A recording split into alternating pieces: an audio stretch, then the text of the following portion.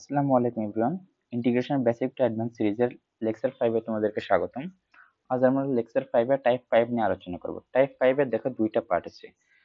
আগের টাইপে বলছিলাম যদি হরের পাওয়ার লবের পাওয়ার থেকে বড় হয় তখন কিভাবে করা লাগবে। এবারকার টাইপের লবের পাওয়ার এবং হরের পাওয়ার সমান আর কি। সরি, এটা লবের সহগ না, এটা পাওয়ার হবে। লবের পাওয়ার এবং হরের পাওয়ার সমান।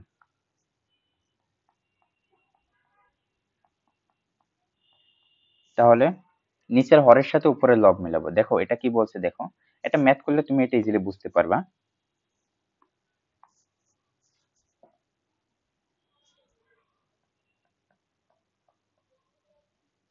ধরো যদি থাকে x plus one divided by x plus x minus two into dx, এটা হরের সাথে উপরে লব মেলাবো কিভাবে।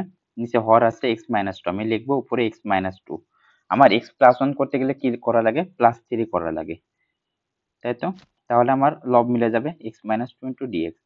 এখন আমি কি কি রাখবো আলাদা, x minus two divided by x minus two dx plus three into dx divided by x minus two.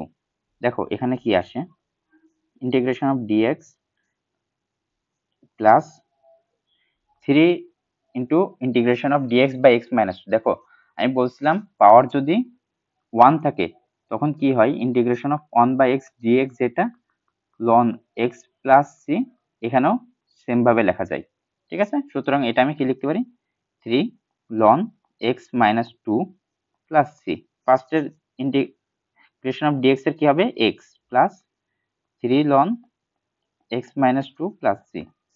আশা করি ম্যাথটা বুঝতে পারছি আমরা সবাই। এটা বেশি কঠিন কিছু না, লবের পাওয়ার এবং হরের পাওয়ার যদি সমান হয় তখন ইজিলি আমরা ম্যাথটা করতে পারবো। আসো এবার যদি দেখি integration of root over a plus x divided by a minus x এরূপ যদি থাকে, দ্যাট মিনস যদি আমার অনুবন্ধী থাকে এবং রুট ওভারের মধ্যে থাকে, তাহলে লবের রুট উঠিয়ে দিতে হবে। দেখো আমি লবের রুট কিভাবে উঠাতে পারি, এখানে ইন্টিগ্রেশন অফ লবের রুট কিভাবে উঠাতে পারি, উপরে নিচে এ প্লাস এক্স গুণ করে দেবো, a plus x whole square, that means থাকবে কত, a square minus x square into dx. এখানে উঠে যে কি আসবে, a plus x divided by root over a square minus x square into dx. হ্যাঁ, এখন দেখো কনস্ট্যান্টটা আলাদা লিখবো এবং এক্স এর পার্টটুকু আমি আলাদা লিখবো।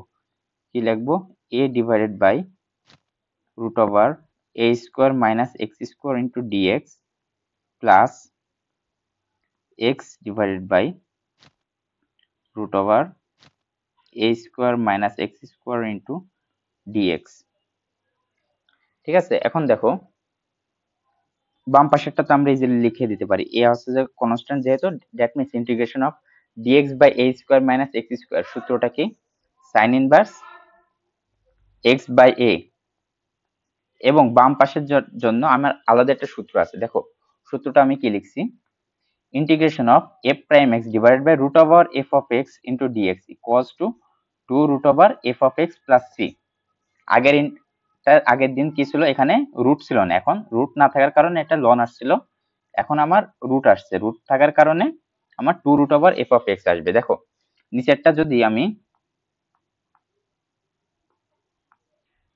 এফ অফ এক্স যদি আমি ধরি a square minus x square, f prime x কত হবে এখানে, মাইনাস টুয়াইজ এক্স, তাই না। দ্যাট মিনস আমার এখানে মাইনাস টুয়াইজ এক্স কিভাবে নিয়ে আসতে পারি,